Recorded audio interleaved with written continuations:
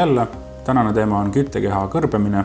Ma arvan, ma ei ole ainuke, kes pahaaimamatult tõmbab ja järsku on suu kõrbemaitset täis. See tähendabki seda, et küttekeha läks kõrbema. Küttekeha ise on siis ehituselt lihtne. Ta sees on selline spiraaltraat. Traadi ümber on orgaaniline puuvill. Vedelik siis imbub selle puuvilla sisse. Traat läheb tuli kuumaks, aurustab selle vedeliku ära ja te tõmbate selle endale kopsu ja siis välja. Ja miks ta siis kõrbema läheb? Üks asi on see, et lihtsalt unustate e-vedelikuga täita. Mul on seda mitu korda juhtunud.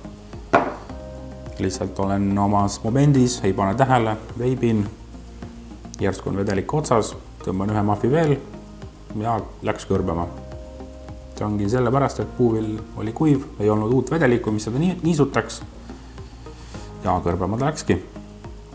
Samuti üks põhjus on liiga intensiivne tõmbamine.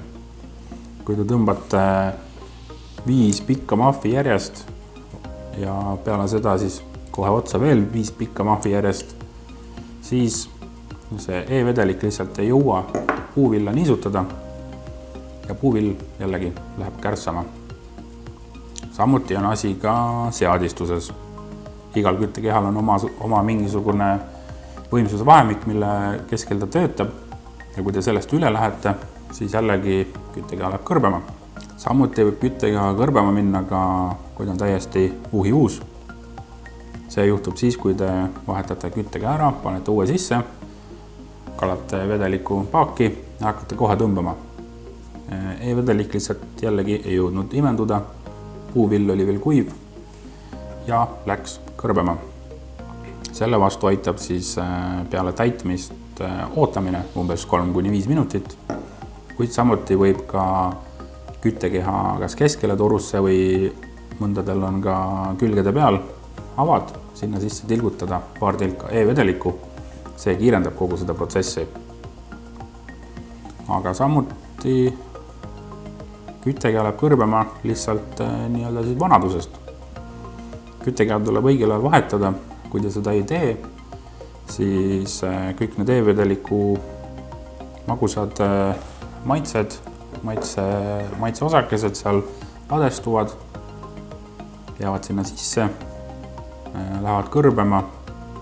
See on umbes nagu, kui lasete pannkoogi panni peal mustaks. See on umbes sama asi, juhtub ka küttekeha sees. Selleks, et oleks veipimine nii ohutu kui võimalik, siis kõige tähtsam asi ongi küttekeha õigeaegne vahetamine. Sellepärast on meil müügis ka 4+2 komplekt, ehk siis 4 e-vedelikku ja 2 küttekeha. See siis tähendabki seda, et teete 2 pudelit ära, ehk umbes 20 milliliitrit, siis vahetate ka küttekeha ära. Niimoodi on veipimine ohutu ning te ei pea millegi pärast muretsema.